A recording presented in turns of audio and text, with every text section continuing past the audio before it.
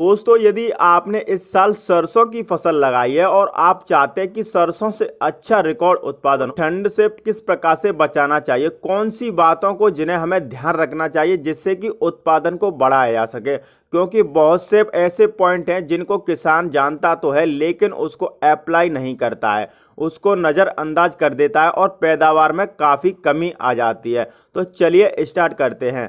देखिए वह कौन से पॉइंट हैं कि पहली सिंचाई हम जितना लेट करने की कोशिश करें उतना ज़्यादा बेटर होगा, क्योंकि इससे एक तो जड़ का विकास सही हो जाता है, तना मजबूत हो जाता है, उससे जो अधिक शाखाएं निकलेंगी वो अधिक से अधिक उसमें ब्रांचेज निकलेंगी। जितनी ज़्यादा ब्रांचेज निकलेंगी उतना ही अधिक फलियां निकलेंगी और फलियों में एक समान दाने का भरा होगा, दाना मजबूत चमकदार होगा।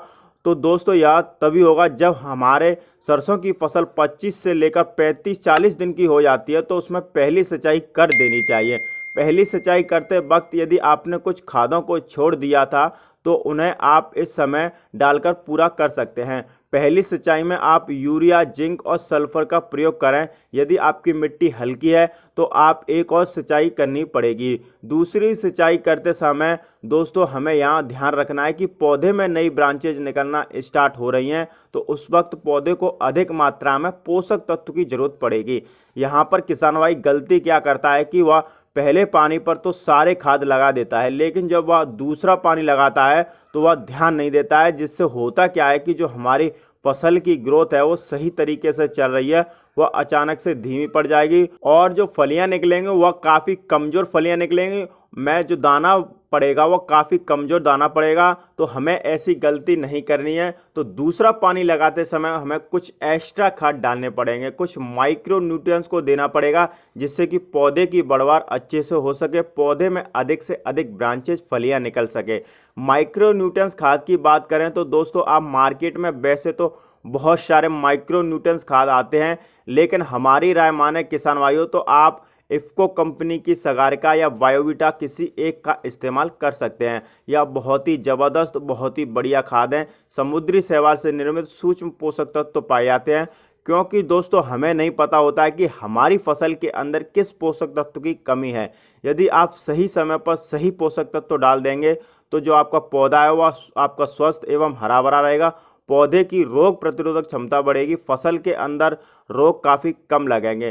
तो आप सगारिका खाद का इस्तेमाल कर सकते हैं। बात करें माइक्रो न्यूट्रिएंट्स खाद की मात्रा की, फसल के अंदर कितना लगाना है तो आपको 6 से 7 किलो प्रति एकड़ के हिसाब से लगा सकते हैं। यह लिक्विड दानेदार दोनों फॉर्म में आती है, आप अपनी सुविधा के अनुसार कोई सा भी खाद लगा सकते हैं। तो यह तो हो गया दूसरी सिंचाई पर डालने वाले खाद। दोस्तों यहाँ पर किसान गलती क्या करता है कि बुआई के समय सल्फर का प्रयोग ना करना। बहुत से किसान भाई ऐसे हैं जो जल्दबाजी में ही सरसों की बुआई कर देते हैं, जिससे होता क्या है किसान साथियों कि आगे चलकर सल्फर की कमी के कारण भविष्य में हमें पैदावार अच्छी नहीं मिलती है।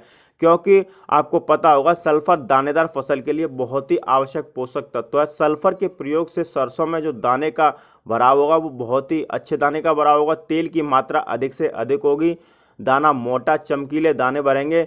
यदि आप बुआई के समय सल्फर नहीं डाला है तो आप इफ़को कंपनी की सगारिका के साथ सल्फर का प्रयोग कर सकते हैं।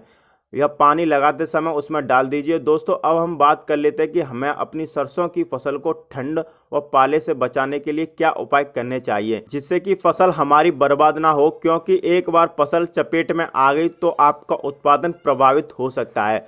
तो पहले ठंड से बचने के लिए दोस्तों आपको गंधक का स्प्रे करना चाहिए। गंधक के स्प्रे से आप फसल को 15 से 20 दिन तक सुरक्षित रख सकते हैं।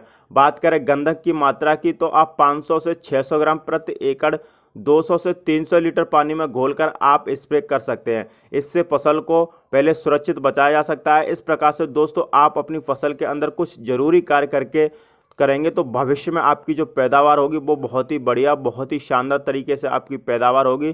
तो दोस्तों आज के लिए बस इतना ही। जल्दी ही मुलाकात हमारी अन्य वीडियो में होगी। वीडियो पसंद आई हो तो वीडियो को लाइक करें, चैनल पर यदि आप नए हैं तो सब्सक्राइब करना ना भूलें। वीडियो देखने के लिए धन्यवाद। जय जवान जय किसान।